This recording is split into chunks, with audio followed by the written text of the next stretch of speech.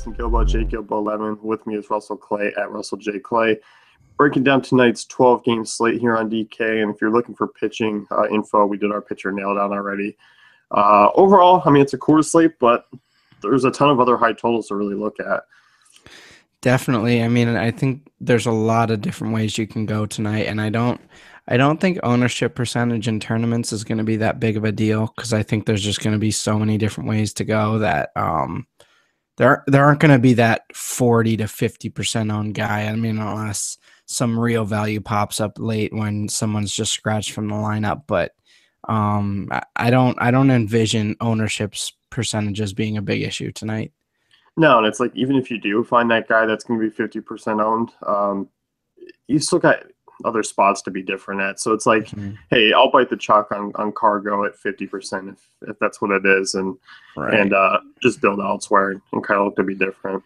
It'll be interesting how much he costs, what his ownership is. But yeah, Coors obviously people are always going to be on their mind, but we'll see. In comparison to where he's been at, I mean, he was mid-4s for the longest time, and finally he's up over 5K, so that's nice to see. Right. Looking at catcher here, and this is a spot where I'm kind of looking to pay down because it's not a strong position. I do think if you are going to make a move in GPPs, it would obviously be paying up. And I don't have a problem with guys like Lucroy, Posey, or Wieters tonight, but I just think with paying up on the hill and cash games, I'm just kind of looking to pay down. Yeah, I definitely agree here. I mean, those are good options, but I think there are ways to sort of get into that low 3K, high 2K range and sort of free up some cap in that position. Yeah, like I don't mind Stephen Vogt, 3K. Vogt. Yeah, Tyler Flowers. I think those are the two guys that'll kind of just pop into my lineups. I mean, obviously Peavy hasn't been anything strong. Yes, he's coming off a good start against the Padres, but overall, I mean, he's been relatively weak against right-handers. So Flowers has hit well this year. I think he's in a favorable spot again, and you just kind of like to pay down at 2,700, especially if you're paying up for an Arrieta, Mats, type guys tonight. Definitely. Outside of that, I mean, it's kind of a situation where there isn't a lot in that mid-tier range. Usually we get like kind of a strong, maybe 3,300 play, but that doesn't really seem to be the case. And I've loved Cervelli in that range for a few weeks now, but obviously he's not really in play against Fernandez tonight. Yeah, I mean, because there's maybe 6 or 7 options that kind of force teams off the board tonight. It's a little bit different. Right. Looking at first base here, and I mean, for me, if you're paying up, it's just still going to be for David Ortiz. It's hard to get away from it. I mean, Gausman, yes, he's a solid right-hander, but Ortiz is just so locked in right now. It just seems to be guaranteed points at this point. Yeah, I can't knock throwing in a guy who's batting basically 340 with 14 homers. That's pretty good. So another decent matchup tonight. We were talking about him or Cabrera. I think he is the option over Cabrera if you are paying up, but maybe Cabrera is an interesting sort of tournament swerve because most people are going to be thinking that way with Ortiz. So tournament swerve only, though. Ortiz is the better process play. Yeah, definitely. And you look at Hector Santiago, I think that Tigers team is certainly intriguing. Obviously, I'm not a big fan of the ballpark factors there, but I mean, Santiago, 1.66 home runs per 9 to right-handers. That's iffy, and it's up over 2 this season at home, so that's something to kind of consider with those Tiger bats. Definitely. Yeah, and you like Victor Martinez, so. Yeah, you pop him down for a K less. I mean, he's hitting nearly 400 over the last 10 games and shown some decent power this season. So I do like him as kind of a cheaper option to Tigers exposure. Definitely. And we talked about on the pitcher pod sort of Gray and whether he's a tournament play. I do think he is, but I'm also still looking at these Tigers bats. So I'm looking at Votto. Reds bats, sorry. Votto, and obviously the rest of them we'll get into it, but definitely Votto here I think is an intriguing spot, 4,300. Yeah, I mean, I think that's where our only difference is tonight. I'm kind of leaning less on Reds a little bit on tonight's slate. But I definitely don't mind any team in cores, obviously. I think these Blue Jays bats tonight are going to be a little bit boom or bust. The way CC's pitched this season, I'm not necessarily targeting CC, as far as using him. But I think overall, I'm not really looking to jump all in on the Blue Jays train as far as making them a core in my lineups, because I think the floor is relatively low. Yeah, I'm with you. Floor is low, so we'll see. I think they're hit or miss. I think kind of like what we've been seeing. One of them hits a homer, and then maybe one of them's on base or gets a single or something. But other than that, it's pretty inconsistent for the Blue Jays. Other than the power, that's pretty random. Mm-hmm. One guy I really like, just price considered, is Matt Adams at 3,900. I'm a big fan of this Cardinals offense. I mean, outside of course, this is kind of where I'm looking to make my next stack, to make all my one-offs. I think this Cardinals team in Miller Park, I mean, against Willie Peralta, it's hard to get away from, and especially with how well Adams has hit this year, and Peralta allowed a 368 with a lefty since 2014. Price considered, it just makes an excellent cash game play. He's not knocking you in price. Yeah, I'm definitely with you there. It'll be interesting to see how that game plays out for sure. Mm-hmm. Anthony Rizzo's a guy, 3,800, hit lefties well last season. You look at Kazmir, I mean, been up and down this year. I don't know. I mean, Rizzo's a guy I think he's worth a tournament shot because, one, his price tag isn't that bad. I mean, we know what he can do upside-wise. Yep. I mean, lefty on lefty, but again, Rizzo's got that power, so it'll be interesting to see how that one works out for sure.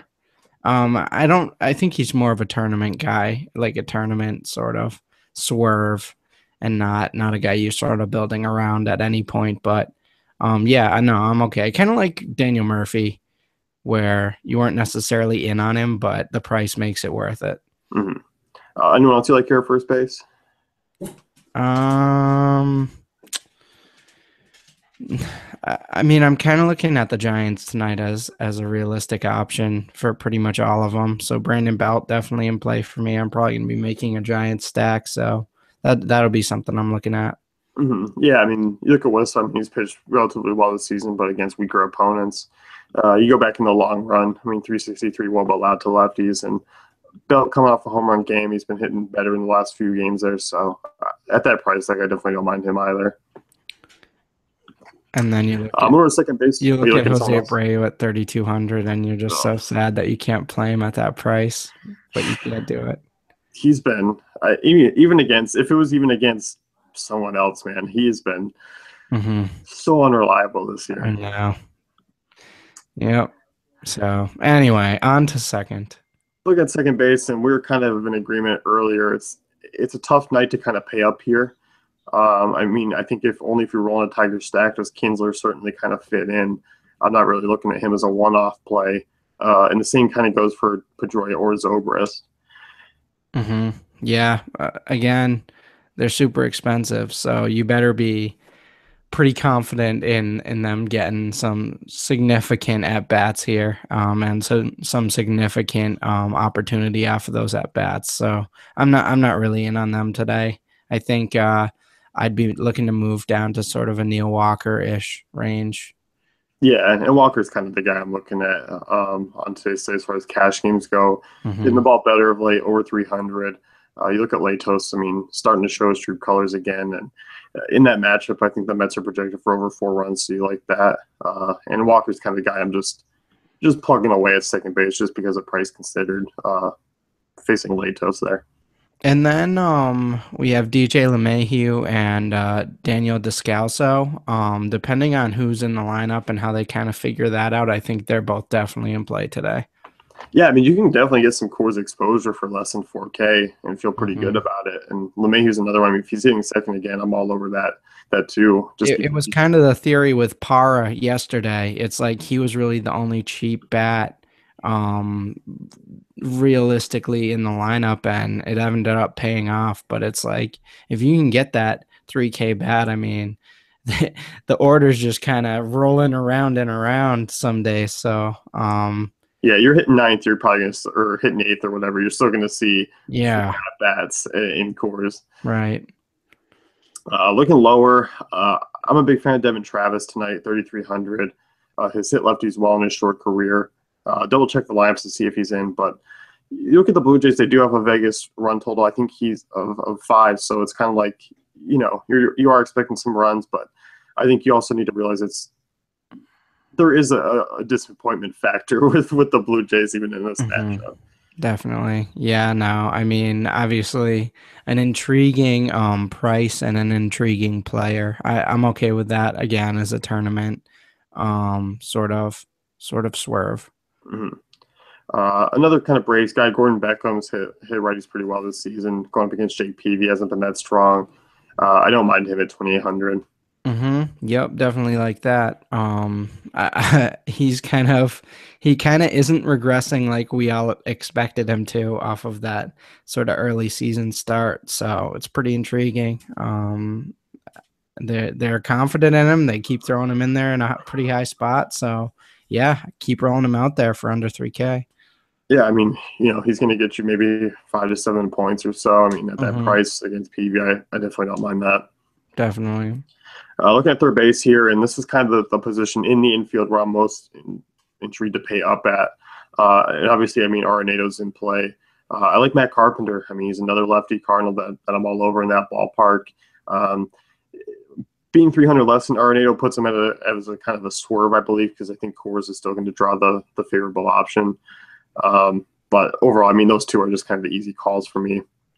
Definitely. Yeah. I think Machado's kind of just the odd man out today, but I mean, he's never really the odd man out. He's kind of just like peeking around the corner, like I'm still in, but I'll step aside for today. Yeah. I mean, I'm in play if you want to use me at shortstop, but right. Yeah, third base is kind of loaded up top. Are you tossing in Donaldson? Do you like him against Sabathia tonight? I mean, hard not to like him against lefties, but I like him not as much as those top two, though. Same goes for Chris Bryant. I think Donaldson and Bryant are interesting sort of one-offs in tournaments, but I'd much rather build lineups around Arenado and Carpenter. Yeah, I agree. You can look at Castellanos for 4,500 if you want to be a low on GPP guy. We mentioned Santiago struggles against right-handers, especially in the home run department. It's a little bit of a discount, but not too much. Yeah, that's probably not enough of a discount for me to be in on him. I'd rather just go with a Cabrera or something like that, or a Victor Martinez in that lineup. Looking lower, I know a guy you kind of mentioned, Alex Rodriguez, is a GPP guy going up against Hap. I mean, 3,800, obviously it's a boomer bust situation, but tournament-wise, I mean, I think he's worth a shot in that ballpark. And look at Hap, I mean, good, but he's not a guy you're just shying away from altogether. Right. Yeah. I think especially in terms of home run type of power, A-Rod's really the one guy in that lineup for righties that I'm looking at for upside there. So that's kind of what I'm looking at, hoping he gets 1 for 4 with a homer, basically. Yeah, that seems like a reasonable outcome for tonight. Yeah. Looking lower, there isn't really a ton down low. This just was why the reason where. No. Yeah, I'm not picking on Mats. 3,700 is a nice little deal there if it weren't Mats. So yeah. Danny Valencia, I mean, we mentioned on the pitcher pod 8.5 over-unders in those late games. Yes, it's righty on righty, but it's kind of an average righty in Tyler Duffy. I don't mind Valencia as kind of a cheaper option. Definitely. Yeah, I'm in on that for sure. I mean, still reasonably priced, so definitely in on that. Yeah. And Gordon Beckham's a guy who is usable at third base, but I just think I'd rather plug him in at second and pay up for third. Yeah, I think you really want to pay up here if you can, even if it doesn't make sense for your stack or whatever. I think you get the one-offs here, the high-end one-offs. Looking at shortstop, and I mean, obviously you got kind of some top options as far as Story, Villar, and Bogarts go. All three certainly playable. I price considered they're a little steep. I think it just depends on your roster construction, but I definitely don't have a problem with any three of those guys. Yep. I think I prefer Story and Villar to Bogarts, but Bogarts obviously still a strong option. And I guess Machado, this is a better option for him, I think. this is a more realistic place to actually want to play him. But that's a very volatile game. I'm not sure what to think of Rodriguez. So it'll be interesting how Baltimore goes. Maybe that's a tournament contrarian stack that might work out. But for right now, though, I like Villar and Story. Yeah, I agree. That Baltimore team, and you do have some right-handers like Trumbo, Ricard, Jones, Machado, hit lefties well, but it depends on what Rodriguez you're going to see. I mean, on a 12-game slate, I think they are going to be pretty low-owned. Yeah. Spinning down, another Cardinals bat I like, Aledmus Diaz, hitting second in the lineup, 3,900. I'm kind of all over this Cardinals team again. I think they're going to be a pretty hefty core of mine tonight. Mm-hmm. And because I'm not really picking on Gray, I kind of prefer him to Cozart just a little bit because, one, Miller Park's not a bad ballpark to hit in. Right, and I do like Cozart a little bit tonight, but yeah, him and Diaz, I think you give the slight nod to Diaz for that price range, but I do like Cozart for tournaments. What do you think of Brandon Crawford? I kind of like him at that price tag. Yeah, no, I like Giants as well. I think that's probably going to be where I'm making my move at short. So Diaz, Cozart, Crawford, those three teams are really the ones I'm kind of looking at. Mm-hmm. And if Matt Duffy sits, I mean, he left the game yesterday. Kelby Tomlinson, 2,700. Mm-hmm. He'll be a guy who's worth a punt look if he's sitting up top. Definitely, and yeah, I mean that's a pretty solid option. Yeah. Moving over to outfield, and I think out of the top, I mean, the way we discussed outfield before the show was it seemed to be Coors guys up top or kind of sitting at mid-range. So, I mean, Carlos Gonzalez, Charlie Blackmon certainly in play against Moscot. You look at Moscot, I mean, a small sample size, but 357 WOBA allowed to lefties in his career, 2.63 home runs per nine. So that doesn't bode well in Coors. I mean, even though it's a small sample, you look at these bats and they're going to be pretty popular plays. And it's small sample or big sample. 2.62, not optimal in terms of giving up home runs. So yeah, I think you're definitely looking at a strong outing for Coors again tonight. I mean, they had 19 combined runs last night. Yeah. So I talked about this. This is going to be the Coors series of the season where it's high scoring every night. Mm-hmm. I mean, it's just you combine the Rockies lineup against a bad starting rotation of the Reds, and then tack on their horrible pen. Yeah. It's amazing. The bullpen is really where it comes into play. It's like even if they don't do anything for 5 innings, you're not even sweating because a 6-run inning's coming. The pain's coming. Yeah.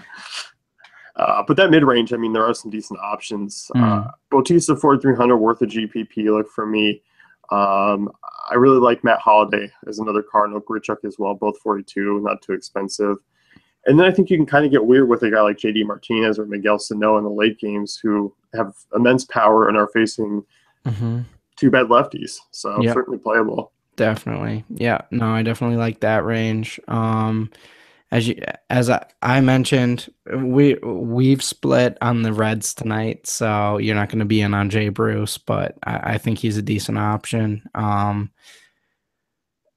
What are we doing? So Ozuna against Cole, is that just not in play for you? I mean, Ozuna's been good. I mean, like obviously you're not stacking. Yeah, but at that price tag, I mean, Cole's certainly beatable, but on a full slate, I'm kind of just if I'm gonna click someone at that range, it's gonna be a Bautista, it's gonna be a Pence, a Holiday. Yeah. He kind of just fits into a group that I like way more better. No, I hear you. I think that might be an interesting sort of swerve in tournaments, but other than that, yeah, I think you're probably staying away from all Marlins today. Yeah. Obviously, Gerardo Parra 4,000 is your cheaper Rockies outfielder to take a look at. Mm-hmm. If Piscotty's out of lineup, Brandon Moss would see in. Obviously, a GPP only play, but definitely some power from the left side against Peralta there. Definitely. Down low, you liking anyone? I mean, Conforto's the guy we talked about. Scuffling a little bit of late, but I think at 3,800 against Matt Latos is playable. Yeah. Chris Davis, 3,900. Brendan Geyer. I like that range quite a bit. Again, I, I'm not. You can't play Marte or McCutcheon tonight. I can't say that. So I'm not going to, but they do worry me for Fernandez, you know? Yeah, they do, and their prices are showing that they've dropped, and that matchup's heavily weighted. Yeah. Um, I don't think it's playable for me as far as No, it's even definitely if not you are playable, worried. but I just see those names. That worries me for Fernandez tonight. I don't know. And then Polanco. I don't know. I don't know, man. It's a tough three to Um, get through. yeah. Is Conforto back in the lineup? I believe so. So I'm probably down with that tonight then, for sure. Yeah. I mean, he's faced two lefties in a row. That would be why, because he faced Kershaw and Quintana, Mm-hmm. so that's why he sat. Right. Denard Span 3,600. I mean, he's playable, hitting lead off. Definitely. But overall, I mean, there's not a lot of cheap options. I mean, we talked about some cheap infielders to really look at. Cameron Maybin's still betting 435 on the year, so definitely in play there. But he is coming back down to earth lately, so Yeah, I think definitely in so. play. That's going to wrap things up here with the DraftKings Daily Trot. Be sure to check out dailyfantasycafe.com for all our great tools and content.